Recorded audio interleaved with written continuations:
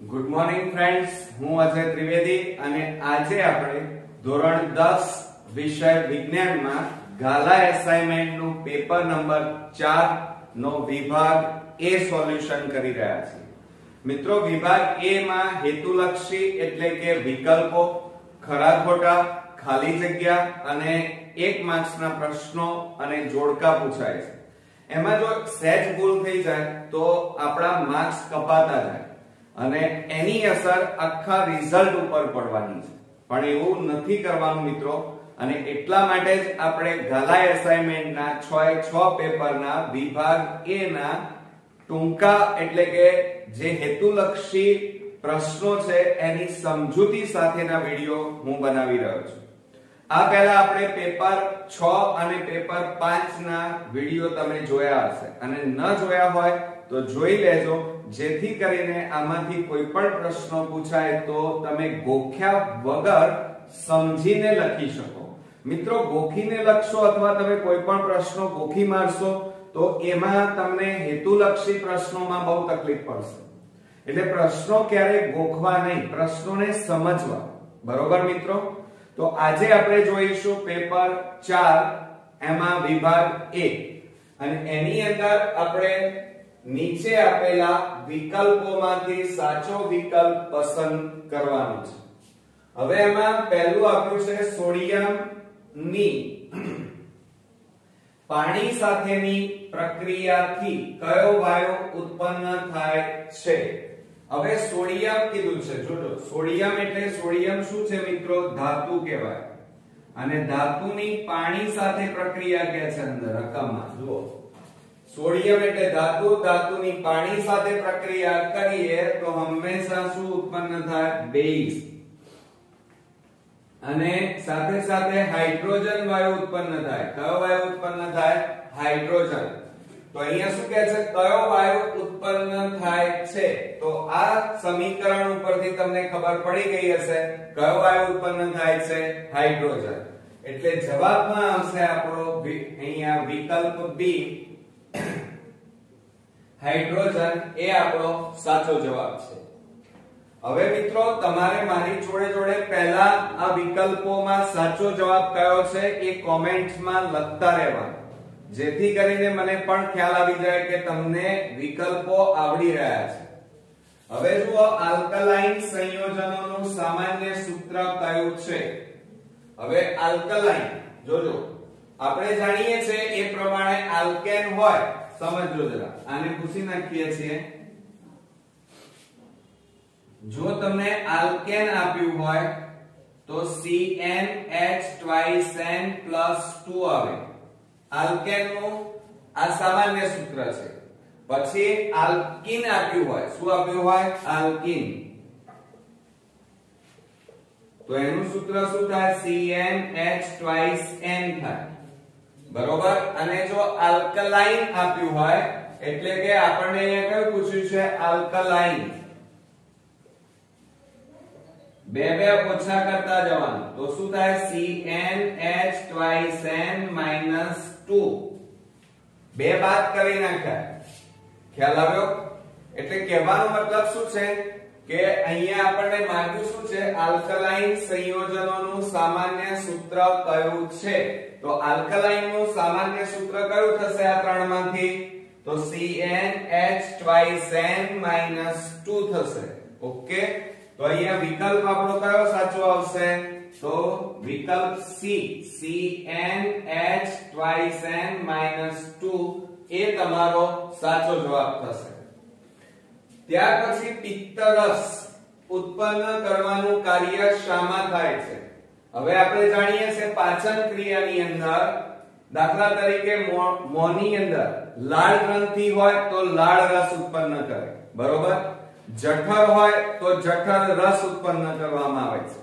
તે ઉપરાંત સ્વાદુપિંડ હોય તો સ્વાદુ રસ ઉત્પન્ન થાય. તે ઉપરાંત યકૃત હોય તો યકૃત રસ ઉત્પન્ન થાય. એમ અહીંયા આપણને પિત્ત રસ માંગેલો છે, તો પિત્ત રસ હંમેશા પિત્તાશયમાંથી ઉત્પન્ન થાય. એટલે સાચો જવાબ આપણને આવશે વિકલ્પ એ, પિત્તાશય, અને પિત્તાશયમાંથી શું ઉત્પન્ન થાય છે? પિત્ત રસ ઉત્પન્ન થાય છે. ઓકે, ક્લિયર થયું?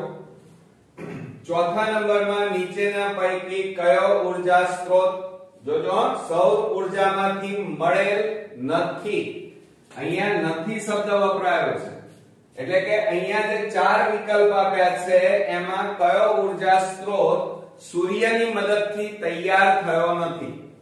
તો હવે જુઓ, આ ભૂતાપીય ઉર્જા, એક એ સમજો, ભૂતાપીય ઉર્જા એટલે ભૂ એટલે જમીન, જમીનની અંદરની જે ઉર્જા છે એ સૂર્યની મદદથી મોટા ભાગે થાય છે, બરોબર? એટલે કે ભૂતાપીય ઉર્જા માટે સૂર્ય જવાબદાર છે. પછી પવન ઉર્જા, તો પવન શેના કારણે તૈયાર થાય છે? તો સૂર્ય ઉર્જાના કારણે, એટલે એ પણ ના આવે, કારણ કે જુઓ આ પણ નહીં આવે, એક પવન ઉર્જા પણ ના આવે, કારણ કે પવન ઉર્જાની મદદમાં સૌર ઉર્જા હોય છે, એટલે કે સૌર ઉર્જાના કારણે પવન ફૂંકાય છે, સૌર ઉર્જાના કારણે જમીનમાં ગરમીનું પ્રમાણ વધે છે. બીજું, આ ઉપરાંત આપણે ન્યુક્લિયર ઉર્જાની વાત કરીએ તો ન્યુક્લિયર ઉર્જા પણ નહીં આવે. કેમ? તમને એમ થશે સર ન્યુક્લિયર ઉર્જામાં કેમ આવું? કારણ સૂર્યમાં જે ગરમી અને પ્રકાશ પ્રચંડ ઉત્પન્ન થાય છે એનું કારણ એ છે કે સૂર્યમાં ન્યુક્લિયર ક્રિયા થાય છે, ન્યુક્લિયર વિખંડન થાય છે. કેમ?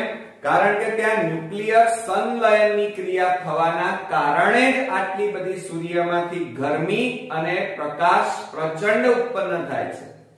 એટલા માટે ન્યુક્લિયર ઉર્જામાં પણ સૌર ઉર્જા સમાયેલી છે, એટલે એ પણ આવશે નહીં. તો બાકી શું રહ્યું? અશ્મિ બળતણ, એટલે વિકલ્પ સી એ આપણો સાચો જવાબ છે, કારણ કે અશ્મિ બળતણ બનવામાં સૂર્ય કોઈ ભાગ ભજવતો નથી. કેમ? કારણ કે વનસ્પતિઓ અને પ્રાણીઓ જમીનમાં દટાઈ જાય અને પછી હજારો કરોડો વર્ષોની રાસાયણિક ક્રિયાના કારણે એમાંથી અશ્મિ બળતણ બને છે, એમાં સૌર ઉર્જાનો કોઈ ભાગ હોતો નથી.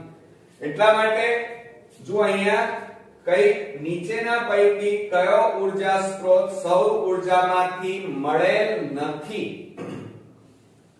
તો એમાં જવાબ આવશે વિકલ્પ સી, અશ્મિ બળતણ. ઓકે, ક્લિયર થયું? હવે શું કહે છે? સમતલ અરીસાથી 20 સેન્ટીમીટર દૂર રહેલ વસ્તુ અને તેના પ્રતિબિંબ વચ્ચે કેટલું અંતર હોય? હવે 20 સેન્ટીમીટર કીધું છે. હવે જુઓ અહીંયા, બરોબર, દાખલા તરીકે આ અરીસો છે, બરોબર, અને આ બાજુ 20 સેન્ટીમીટર દૂર અહીંયા એક વસ્તુ મૂકી છે. આ શું મૂકી છે? વસ્તુ મૂકી છે. તો એનું પ્રતિબિંબ અરીસાની પાછળ મળે, પણ કેટલા સેન્ટીમીટર દૂર મળે? અહીંયા 20 સેન્ટીમીટર હોય તો આ બાજુ પણ કેટલા સેન્ટીમીટરે મળે? 20 સેન્ટીમીટરે મળે. આ શું મળ્યું? પ્રતિબિંબ. સમજો જરા, એમને એમ ગોખીને નહીં લખવાના, સમજીને કોઈ પણ પ્રશ્નના જવાબ આપવા. એટલે જુઓ, આ અરીસાથી વસ્તુ કેટલા સેન્ટીમીટર છે? 20. તો અરીસાની પાછળ એટલા સેન્ટીમીટર દૂર પ્રતિબિંબ મળે. તો અહીંયા શું પૂછ્યું છે? તો સમતલ અરીસાથી 20 સેન્ટીમીટર રહેલી વસ્તુ અને પ્રતિબિંબ વચ્ચે કેટલું અંતર છે? એટલે કે આ વસ્તુ અને પ્રતિબિંબ વચ્ચે કુલ અંતર કેટલું થયું? બોલો ચલો. આ બંને વચ્ચે કુલ અંતર 20 + 20, એટલે કુલ અંતર કેટલું થાય? 40 સેન્ટીમીટર થાય. કેટલું અંતર થાય મિત્રો? 40 સેન્ટીમીટર. ખ્યાલ આવ્યો ને? તો અહીંયા આપણો જવાબ થશે ડી, વિકલ્પ ડી, 40 સેન્ટીમીટર એ આપણો સાચો જવાબ થશે. બરોબર. હવે છઠ્ઠામાં જોઈએ કે ચોમાસામાં મેઘધનુષ્ય ક્યારે અને કઈ દિશામાં દેખાય? ચોમાસામાં મેઘધનુષ્ય ક્યારે દેખાય? સાંજે, દિવસે, બપોરે કે રાત્રે? અને કઈ દિશામાં? એટલે કે પૂર્વ, પશ્ચિમ, ઉત્તર, દક્ષિણ દેખાય. તો અહીંયા ચાર વિકલ્પો આપણને આપેલા છે. હવે તમે સમજો, દાખલા તરીકે આ એક માણસ છે, બરોબર, આ એક વ્યક્તિ છે અને એની પાછળ આ શું આવેલું છે? સૂર્ય આવેલો છે, એમ સમજી લો. બરોબર? તો મેઘધનુષ્ય કઈ દિશામાં થાય? હંમેશા સાંજે. ધ્યાન રાખજો કે સાંજે આપણે ઊભા હોઈએ તો સાંજે હંમેશા સૂર્ય આપણી પીઠ પાછળ હોય. પીઠ પાછળ એટલે કઈ દિશામાં? પશ્ચિમ દિશામાં આવે. કઈ દિશામાં આવે? પશ્ચિમ દિશામાં. હવે હું અહીંયા ઊભો છું, સમજો જરા. તો સૂર્ય કઈ દિશામાં સાંજે હોય? પાછળની બાજુએ, પશ્ચિમ દિશામાં. તો મેઘધનુષ્ય મારી સામેની બાજુએ અહીંયા તૈયાર થાય. એટલે આ રીતે આ મેઘધનુષ્ય આખું તમારું તૈયાર આ રીતે પટ્ટા સ્વરૂપે તૈયાર થાય. તો જુઓ, મારી પીઠ પાછળ કઈ દિશા છે? પશ્ચિમ. તો સામેની દિશા કઈ થાય? પૂર્વ દિશા થાય. કઈ દિશા થાય? પૂર્વ દિશા થાય. એટલે સાંજે સૂર્ય પશ્ચિમ દિશામાં હોય તો મેઘધનુષ્ય કઈ દિશામાં રચાય? પૂર્વ દિશામાં. તો આ ત્રણેયમાં સાચો વિકલ્પ કયો છે? જુઓ, તો સાંજનો સમય છે. તો સાંજનો સમય હોય તો સાંજે મેઘધનુષ્ય કઈ દિશામાં છે? પૂર્વ દિશામાં. તો અહીંયા પૂર્વમાં સાંજે મેઘધનુષ્ય, એટલે વિકલ્પ બી એ આપણો સાચો જવાબ છે. ખ્યાલ આવ્યો ને મિત્રો? તો હવે આપણે ખાલી જગ્યા જોઈએ. ફ્રેન્ડ્સ, આપણે નેક્સ્ટ જોઈએ ખાલી જગ્યા. પ્રોપેનનું આણ્વીય સૂત્ર ખાલી જગ્યા છે. હવે જો અહીંયા આપણને પ્રોપેન પૂછ્યું છે. શું પૂછ્યું છે? પ્રોપેન. અને એમાં આપણને એમ કીધું છે ખાલી જગ્યામાં અહીંયા જુઓ, એનું અણુ સૂત્રમાં બે ઓપ્શન આપ્યા છે, C3H7 અને CH3COCH3. બરોબર? તો હવે પ્રોપેનોન એટલે પાછળ અહીંયા પ્રોપેનમાં પાછળ પ્રત્યય કયો લાગશે? પ્રોપેન. એટલે સમજો જરા, કારણ કે સમજ્યા વગર તમે કોઈ પણ રાસાયણિક સૂત્ર ન લખી શકો. પ્રોપેન એટલે પાછળ પ્રત્યય કયો લાગે છે? N પ્રત્યય લાગે છે. કયો પ્રત્યય લાગે છે? N. પ્રોપેન, મિથેન, બ્યુટેન, હેક્સેન, એ રીતે. બરોબર? તો હવે અહીંયા પ્રોપેન છે. હવે N એટલે તમારે કયો અહીંયા કયું સંયોજન લખાશે? કીટોન. કીટોન એટલે C ડબલ બોન્ડ O, એટલે CO સંયોજન હોય. હવે આમાં CO સંયોજન શેમાં છે? જો આ રહ્યું CH3COCH3. બરોબર? એટલે કહેવાનો મતલબ એ છે કે પ્રોપેનનું આણ્વીય સૂત્ર શું થશે? CH3COCH3 થાય. બરોબર? તો આપણે અહીંયા લખીશું CH3COCH3. ઓકે? હવે ઘણા સ્ટુડન્ટ શું કહે છે કે C3H7OH કેમ ન થાય? એનું કારણ છે, કારણ કે અહીંયા જુઓ આપણને પ્રોપેનોલ આપણને નથી આપ્યું મિત્રો. શું? પ્રોપેનોલ નથી, એટલે કે પાછળ ઓલ પ્રત્યય નથી લાગતો. બરોબર? અહીંયા આપણને જુઓ પાછળ કયો પ્રત્યય છે? OH. OH એટલે કયો પ્રત્યય લાગે? ઓલ પ્રત્યય લાગે. અને આ સૂત્ર ક્યારે આવે? જ્યારે તમને અહીંયા પ્રોપેનોલ એમ કીધું હોય તો જ આ સૂત્ર આવે. ખ્યાલ આવ્યો? અહીંયા આપણને પ્રોપેન કીધું છે. પ્રોપેનમાં પાછળ, નામની પાછળ N પ્રત્યય લાગે, અને N હોય તો કીટોન પ્રત્યય લાગશે, સમૂહ આવશે. અને કીટોન હોય એટલે CO સમૂહ. આપણે આ બંને સૂત્રોમાંથી કયામાં છે? તો CH3CO. CH3 એટલે આપણું અહીંયા આણ્વીય સૂત્ર બનશે એસીટોન. હવે આ એસીટોન કહેવાય. આનું નામ શું છે? એસીટોન. અને એનો આપણે શેમાં ઉપયોગ કરીએ છીએ? નેલ મૂવર તરીકે. એટલે કે છોકરીઓ નેલ પોલિશ ને ભૂસવા માટે નેલ રિમૂવર તરીકે એનો ઉપયોગ કરે છે. ઓકે? 8મા નંબરમાં જોઈએ, એક તત્વનો પરમાણ્વીય ક્રમાંક 9 છે. હવે તમને અમુક વસ્તુઓ તો યાદ હોવી જોઈએ આવર્ત કોષ્ટકની અંદર, કે 9મા નંબર જેનો પરમાણુ ક્રમાંક 9 હોય એ તત્વ કયું? તો તમે કહેશો ફ્લોરિન. જુઓ, સમજો જરા કે જેનો પરમાણ્વીય ક્રમાંક 9 હોય એવું તત્વ કયું આવે? ફ્લોરિન આવે. આ યાદ રાખજો. જેનો પરમાણુ ક્રમાંક કયો છે 9 એટલે એનું ધ્યાન રાખો ઇલેક્ટ્રોનીય બંધારણ કયું થશે તો 2 7 0 થાય બરોબર હવે તમારે શું કરવાનું તો તે તત્વ આધુનિક આવર્ત કોષ્ટકના ખાલી જગ્યા સમૂહમાં આવેલું છે તો તમને કેવી રીતે ખબર પડે તો હંમેશા પરમાણુ ક્રમાંક આપેલો હોય કેટલો આપ્યો છે 9 બરોબર તો એની ઇલેક્ટ્રોનીય પરમાણુ ક્રમાંક આપેલો છે તો ઇલેક્ટ્રોન રચના શું થાય 270 ઓકે એટલે કે 2 7 થાય તો આ જે આવ્યા 7 એમાં હંમેશા 10 ઉમેરી દેવાના કેટલા ઉમેરવાના 10 એટલે 10 ઉમેરો તો 10 ને 7 કેટલા થાય 17 તો 17મા નંબરનું ધ્યાન રાખજો કયા નંબરનું 17મા નંબરનું એટલે કે આ ફ્લોરીન તત્વ આધુનિક આવર્ત કોષ્ટકના 17મા સમૂહમાં આવેલું છે એટલે યાદ રાખજો કેવી રીતે કર્યું એ ખ્યાલ આવે ને તમને એટલે આપણો જવાબ આવશે 17મા સમૂહમાં આવેલું છે ઓકે ક્લિયર ધ્યાન રાખજો હવે શું કહે છે કોષીય શ્વસન દ્વારા મુક્ત થતી ઊર્જા તરત જ ખાલી જગ્યા નામના અણુના સ્વરૂપમાં સંચય થાય છે સંચય એટલે સંગ્રહ તમે જે ખોરાક ખાવ છો દિવસ દરમિયાન એ ખોરાકમાંથી ઊર્જા આપણા શરીરની અંદર એટીપી સ્વરૂપે સંગ્રહ થાય છે શેના સ્વરૂપે થાય છે એટીપી સમજો જરા એટલે આપણો જવાબ આવશે એટીપી હવે એટીપી નું પૂરું નામ શું થાય એડિનોસાઇન ટ્રાઇફોસ્ફેટ થાય ઓકે હવે તમને એમ થાય કે સર એડીપી કેમ ના થાય તો એડીપી એ કોઈ આ શું છે જુઓ એટીપી એ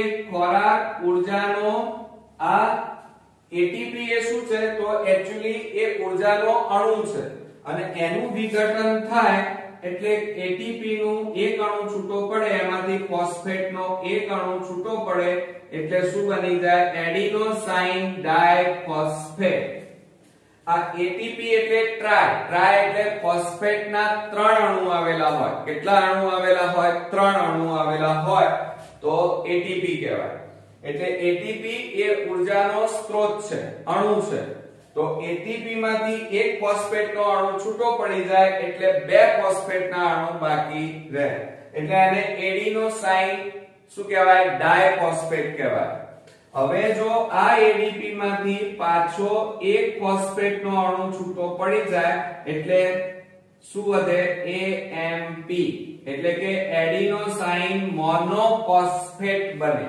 બરોબર આમાં ઊર્જા ઓછી હોય એના કરતા આમાં વધારે અને સૌથી વધારે શેમાં હોય એટીપી માં એટલે એટીપી એટલે એડિનોસાઇન ટ્રાઇફોસ્ફેટ હવે 10મા નંબરમાં જોઈએ કે પુષ્પમાં ફલન બાદ અંડક ખાલી જગ્યામાં પરિવર્તિત થાય છે તો યાદ રાખજો કે પુષ્પમાં ફલન બાદ અંડક હંમેશા શેમાં રૂપાંતર પામે બીજમાં રૂપાંતર પામે શેમાં રૂપાંતર પામશે બીજમાં અને ત્યાર પછી બીજની આજુબાજુ જે એની મસલ્સ હોય કોષો હોય એ ભેગા થઈ અને ફળનું રૂપાંતર કરે છે હવે 11મા નંબરમાં જોઈએ તો 10 સેન્ટીમીટર કેન્દ્ર લંબાઈ વાળા બહિર્ગોળ લેન્સની સામે મુખ્ય અક્ષ પર વસ્તુને લંબ રૂપે લેન્સથી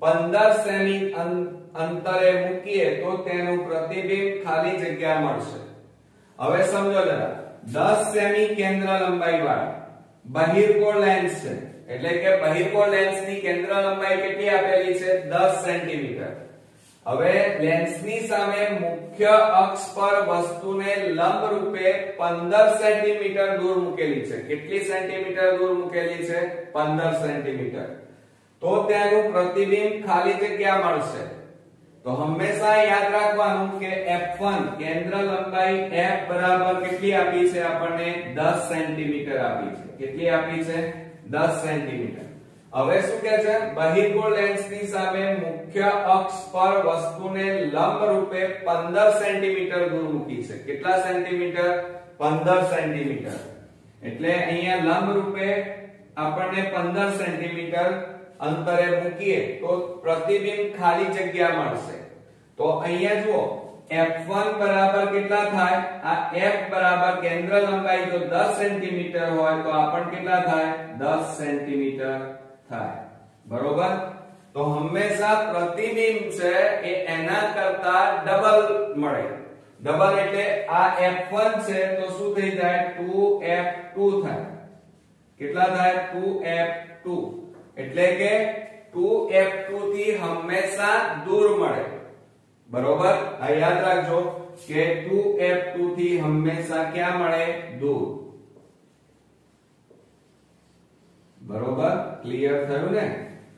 હવે જુઓ છેલ્લી ખાલી જગ્યા જોઈએ. કૃત્રિમ સેટેલાઇટમાં ઉર્જાના મુખ્ય સ્ત્રોત તરીકે ખાલી જગ્યાનો ઉપયોગ થાય છે. સમજો જરા.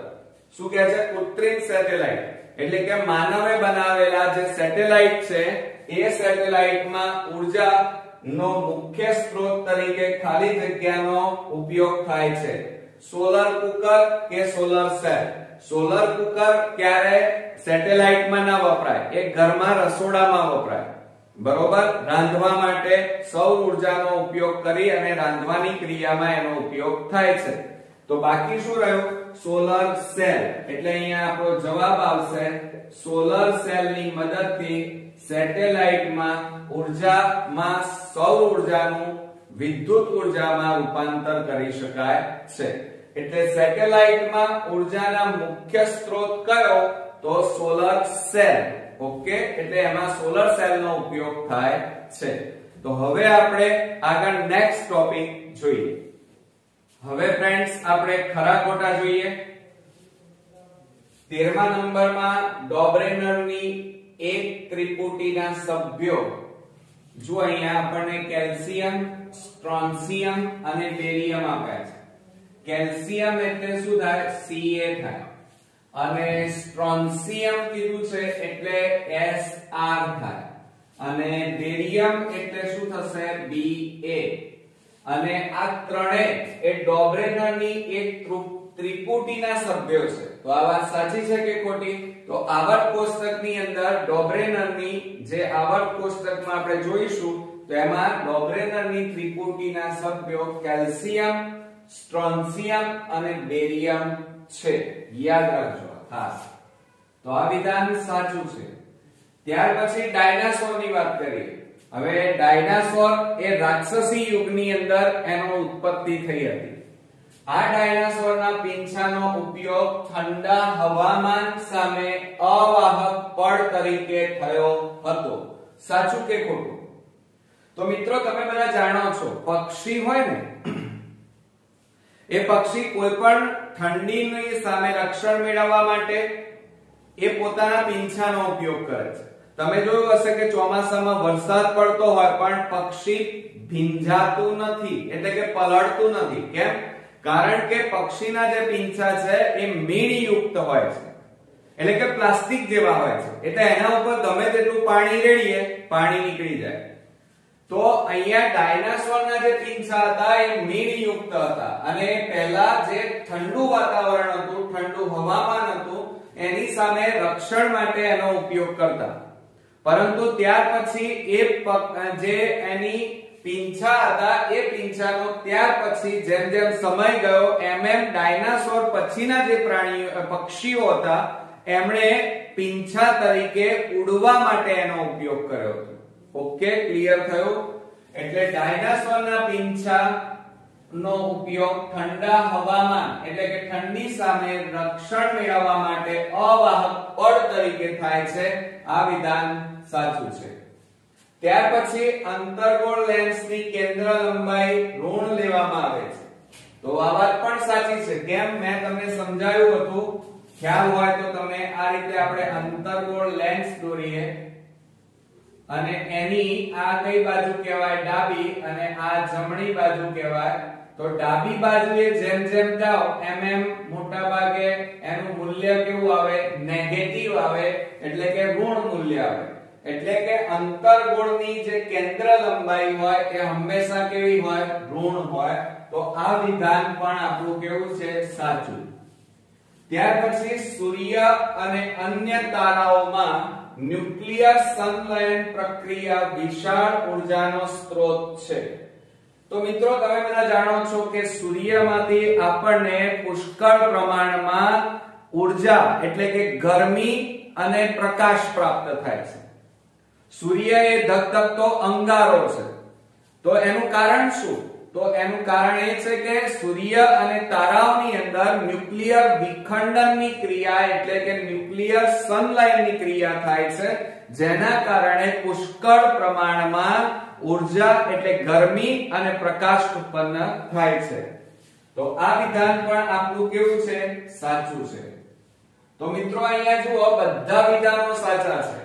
એટલે ધ્યાન રાખવાનું કે મોટાભાગના સ્ટુડન્ટ્સ ખરું ખોટું એ રીતે વિચાર્યા વગર ગમે તેમ જવાબ લખે છે. તો આવી રીતે બધા જ ખરા પણ હોઈ શકે અને બધા ખોટા પણ અહીંયા મૂકી શકે તમને ફસાવવા માટે. એટલે ખાસ ધ્યાન રાખવાની. હવે આપણે જોઈએ પ્રશ્નોના જવાબ. પહેલું છે માનવ મગજનો સૌથી મોટો અને મહત્વપૂર્ણ ભાગ કયો? માનવ મગજના બે ભાગ છે, એક નાનું મગજ, બીજું મોટું મગજ. બરોબર? મોટા મગજને આપણે શું કહીએ છીએ? બૃહદ મસ્તિષ્ક કહીએ છીએ. શું કહીએ છીએ? બૃહદ મસ્તિષ્ક. એટલે એને શું કહેવાય? મોટું મગજ કહેવાય. કયું મગજ કહેવાય? મોટું મગજ. ઓકે, આ મગજનો મહત્વપૂર્ણ ભાગ છે. ત્યાર પછી 18મા નંબરમાં ઉપાર્જિત લક્ષણો એટલે શું? ઉપાર્જિત એટલે શું? તો આપણે જન્મથી મૃત્યુ સુધી જુદી જુદી ક્રિયાઓના અંતે આપણા શરીરમાં જે નવા લક્ષણો ઉમેર્યા કે જે મા-બાપ તરફથી વારસામાં મળતા નથી, એવા લક્ષણોને ઉપાર્જિત કહેવાય. દાખલા તરીકે તમે સમજો, તમે ક્રિકેટમાં હોશિયાર બન્યા. હવે તમારા પપ્પાને તો ક્રિકેટ આવડતું જ નથી, તો એ આનુવંશિક ના કહેવાય. તમને જે ક્રિકેટમાં તમે નવું શીખી રહ્યા છો એ બધું તમે અનુભવોથી શીખી રહ્યા છો. એને તમારા શરીરમાં તમારી ક્રિયાઓમાં તમે એને વણી લીધું છે. તો એ ઉપાર્જિત એટલે કે ઉત્પન્ન કરવું. એટલે માણસ કોઈ પણ સજીવ જન્મથી મૃત્યુ સુધી પોતાના જીવનકાળ દરમિયાન જુદી જુદી ક્રિયાઓ અને અનુભવોના અંતે જે નવા લક્ષણોનો ઉમેરો કરે છે એને ઉપાર્જિત કહેવાય. અને આ ઉપાર્જિત લક્ષણો મા-બાપ તરફથી વારસામાં મળતા નથી. ઓકે, ક્લિયર થઈ ગયું? અને આ હતા ઉપાર્જિત લક્ષણો વિશેની વ્યાખ્યા. ખાસ તૈયાર કરજો. ત્યાર પછી અશ્મિઓના અભ્યાસ કયા હેતુ માટે અગત્યનો છે? અશ્મિઓનો અભ્યાસ એટલા માટે મિત્રો કરવામાં આવે છે કે એ વખતે એટલે કે ડાયનાસોર યુગમાં ડાયનાસોર કેવા હતા, એ વખતની આબોહવા, તાપમાન, એ વખતની જમીન, એ વખતની વનસ્પતિ, સૂક્ષ્મજીવો, પક્ષીઓ, પ્રાણીઓ, આબોહવા, આ બધાનું અનુમાન કરી શકાય. એટલે કહેવાનો મતલબ કે અશ્મિઓના અભ્યાસ કોઈ જાતિ. હવે દાખલા તરીકે તમે કહેશો સર ડાયનાસોર, તો ડાયનાસોર તમે જોયા છે? ના, મેં પણ નથી જોયા. પણ આપણને ખબર કઈ રીતે પડી કે ડાયનાસોર આવા હશે? તમે જુરાસિક પાર્ક પિક્ચર જોયું હશે, તો એમાં ડાયનાસોર બતાવવામાં આવ્યા છે. તો એમને કેવી રીતે ખબર પડી? તો મિત્રો ડાયનાસોરના જે હાડપિંજર મળી આવ્યા, એના અશ્મિઓ મળી આવ્યા, એના અભ્યાસ ઉપરથી નક્કી કરવામાં આવ્યું કે એમની શરીર રચના, એમનો ખોરાક, એ વખતની આબોહવા, એ વખતની વનસ્પતિ, વેલા કેવા હશે એ નક્કી કરી શકાય છે. એટલે કે અશ્મિઓના અભ્યાસ કોઈ જાતિના ઉદ્વિકાસ તથા લુપ્ત જાતિઓની જાણકારીના હેતુ માટે અગત્યનો છે. લુપ્ત જાતિઓ કઈ? તો ડાયનાસોર હવે આપણે અત્યારે પૃથ્વી ઉપર નથી, પહેલા હતા, તો એ લુપ્ત જાતિ કહેવાય. બરોબર? એનાકોન્ડા પહેલા હતા, અત્યારે નથી, તો એ લુપ્ત જાતિ કહેવાય. બીજું તમે જોયું હશે કે દેડકાનું વૈજ્ઞાનિક નામ છે રાના ટાઇગ્રીના. બરોબર? અને મનુષ્યનું વૈજ્ઞાનિક નામ છે હોમો સેપિયન્સ. Okay, clear? હવે દાખલા તરીકે આપણા પૂર્વજો કયા? તો તરત આપણે કહીશું કે આદિમાનવ હતા, ચિમ્પાન્જી, બરોબર, એ આપણા વાંદરા જેને આપણે કહીએ છીએ એ આપણા પૂર્વજો હતા. તો એ રીતે દેડકાના પૂર્વજો કયા? તો આ અશ્મિઓના અભ્યાસ ઉપરથી એવું નક્કી કરવામાં આવ્યું કે માછલી જેવા પૂર્વજોમાંથી પરિવર્તનના અંતે દેડકા જેવા પ્રાણીઓ ઉભયલિંગી અસ્તિત્વમાં આવ્યા હશે. ઓકે, ત્યાર પછી 20મા નંબરમાં જોઈએ ઓહમનો નિયમ, મોસ્ટ આઈએમપી, અને આ પ્રયોગ પણ ખાસ તૈયાર કરજો. એની વ્યાખ્યા જુઓ. ઓહમના નિયમમાં અચળ તાપમાને કોઈ વાહકમાંથી પસાર થતો પ્રવાહ તે વાહકના બંને છેડે લાગુ પાડવામાં આવેલા વિદ્યુત સ્થિતિમાનના તફાવતના સમપ્રમાણમાં હોય છે. Okay, clear? એટલે I બરાબર V into R. ખ્યાલ આવી ગયો? તમને ખબર પડી? એટલે એનો મતલબ એ થાય કે I ચલે છે R અને ચલે છે કહેવાય. તો આ ચલે છે કાઢી નાખો તો અચળાંક શું લખાય? KR પણ લખાય, અથવા અચળાંકની જગ્યાએ આપણે V પણ લખી શકીએ. I બરાબર V into R પણ લખાય. ઓકે, હવે ત્યાર પછી બીજી વાત કરીએ. એટલે મોસ્ટ આઈએમપી છે, ઓહમનો નિયમ તમારે ખાસ તૈયાર કરવાનો છે. 21મા નંબરમાં સોલર સેલ પેનલ બનાવવા માટે ઉપયોગી બે ધાતુના નામ લખો.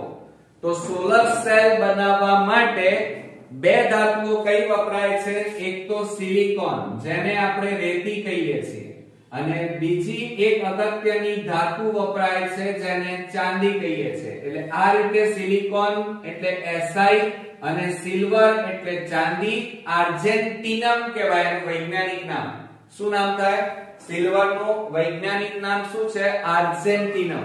ઓકે, એટલે આમાં જવાબમાં આવશે સિલિકોન અને ચાંદી. ત્યાર પછી આપણે 22મા નંબરમાં જોઈએ ઓઝોન ગર્ત એટલે શું? આપણે જાણીએ છીએ કે વાતાવરણની ઉપર ઓઝોનનું પડ આવેલું છે, જેના કારણે સૂર્યમાંથી અલ્ટ્રાવાયોલેટ કિરણો, યુવી કિરણો પૃથ્વી પર આવી શકતા નથી, જેના કારણે આપણે સરળતાથી જીવી શકીએ છીએ. જો આ યુવી કિરણો પૃથ્વી ઉપર સીધે સીધા આવી જાય તો આંખના પલકારામાં આખા સજીવો બળીને રાખ થઈ જાય. પરંતુ એવું નથી બનતું, કારણ કે સૂર્યમાંથી, સમજો જરા, આ સૂર્ય છે અને સૂર્યમાંથી આ જે યુવી કિરણો નીકળે છે એમને રોકવાનું કામ કયું પડ કરે છે? ઓઝોનનું પડ. અને આ ઓઝોનના પડ છે, એ પડના કારણે આ યુવી કિરણો ત્યાંથી જ સીધા પાછા જતા રહે છે, પૃથ્વી ઉપર આવતા નથી, અને એ રીતે આપણું રક્ષણ થાય છે. પરંતુ અત્યારે જે પ્રમાણે માણસ પ્રદૂષણ ફેલાવી રહ્યો છે, વાહનોના ધુમાડા, કારખાનાઓના ધુમાડા, આ બધાના, અને તે ઉપરાંત બળતણનો બેફામ ઉપયોગ, તો આ બધાના કારણે આ જે પડ છે એમાં મોટા ભાગે ખાડા પડી જાય છે, ગાબડા પડી જાય છે, છિદ્ર પડી જાય છે. એને આપણે એ છિદ્રને ઓઝોન ગર્ત કહેવામાં આવે છે. જુઓ, અત્યારે ઉનાળામાં ગરમી કેટલી બધી પડે છે ને મિત્રો? પણ પહેલા આટલી બધી ગરમી નહોતી. અત્યારે તમે જોઈ રહ્યા છો કે ઉનાળામાં પુષ્કળ ગરમી પડી રહી છે, અસહ્ય ગરમી પડી રહી છે. એનું કારણ છે આ ઓઝોન ગર્તના કારણે, જેના કારણે ગ્લોબલ વોર્મિંગ કહેવાય જાતું, જેના કારણે સૂર્યમાંથી હવે ઉર્જા વધારે જમીન ઉપર આવી રહી છે, જેના કારણે તાપમાન ઊંચું જઈ રહ્યું છે. તો મોટા પ્રમાણમાં ઓઝોન સ્તરમાં ઘટાડાની આવી ઘટનાને ઓઝોન છિદ્ર કહે છે અથવા ગર્ત કહે છે. ત્યાર પછી 23મા નંબરમાં આપણે જાણીએ છીએ ગંગા નદી. ગંગા સફાઈ યોજના શા માટે કરવામાં આવી? આપણે બધા જાણીએ છીએ કે આ પૃથ્વી ઉપર ગંગા નદી એ ક્યાંથી નીકળી હતી? શંકર ભગવાનની જટામાંથી નીકળી. હવે આ ગંગા નદીનું પાણી એ વૈજ્ઞાનિકો, નાસાના વૈજ્ઞાનિકો પણ થાકી ગયા કેમ? કારણ કે તમે કોઈ પણ નદી, તળાવ, દરિયા, માટલાનું પાણી પણ લઈ લો, એને અઠવાડિયું રાખી મૂકો એટલે એમાં સૂક્ષ્મ જીવો, જીવજંતુઓ પડી જાય અને એવું પાણી પીવા લાયક રહે નહીં, બરોબર? પરંતુ આ પૃથ્વી ઉપર ગંગા નદી એક એવી પવિત્ર નદી છે, એનું પાણી પવિત્ર છે. કેમ? કારણ કે એ પાણીને લાખો વર્ષો સુધી એમના એમ મૂકી રાખવામાં આવે તો પણ એમાં કોઈ પણ પ્રકારના બેક્ટેરિયા કે વાયરસ જોવા મળતા નથી અને બધા જ વૈજ્ઞાનિકો એમાં ગોથા ખાઈ રહ્યા છે. કારણ એમાં એવું કયું તત્વ છે કે જે બેક્ટેરિયા વાયરસને પ્રવેશ કરવા દેતું નથી, એ વૈજ્ઞાનિકો આજ સુધી શોધી શક્યા નથી. પરંતુ આ ગંગા નદીને માણસ પોતાની પ્રવૃત્તિઓના કારણે એને દૂષિત કરી રહ્યો છે, બગાડી રહ્યો છે અને એ ગંગાને સફાઈ કરવા માટે યોજના અહીંયા ઘડવામાં આવી છે. એક કઈ? પાણીની ગુણવત્તામાં સુધારો કરવા માટે અને ગંગાના પાણીમાં રહેલા રોગજન્ય કોલિફોર્મ બેક્ટેરિયા દૂર કરવા માટે. યાદ રાખજો, કોલિફોર્મ, એની અંદર જે બેક્ટેરિયા જોવા મળે છે કોલિફોર્મ, એ બેક્ટેરિયા દૂર કરવા માટે આ ગંગા સફાઈ યોજના ઘડવામાં આવી છે. અને હવે આ પ્રશ્નપત્રનો લાસ્ટ ક્વેશ્ચન 24મા નંબરનો, જોડકા જોડો.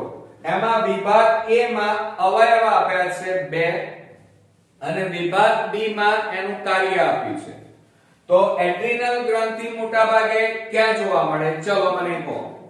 તો એડ્રિનલ ગ્રંથિ એ મૂત્રપિંડના અગ્ર છેડે જોવા મળે. આ યાદ રાખજો કે એડ્રિનલ ગ્રંથિ એ મૂત્રપિંડના અગ્ર છેડે. હવે તમને એમ થાય કે સર કઈ જગ્યાએ?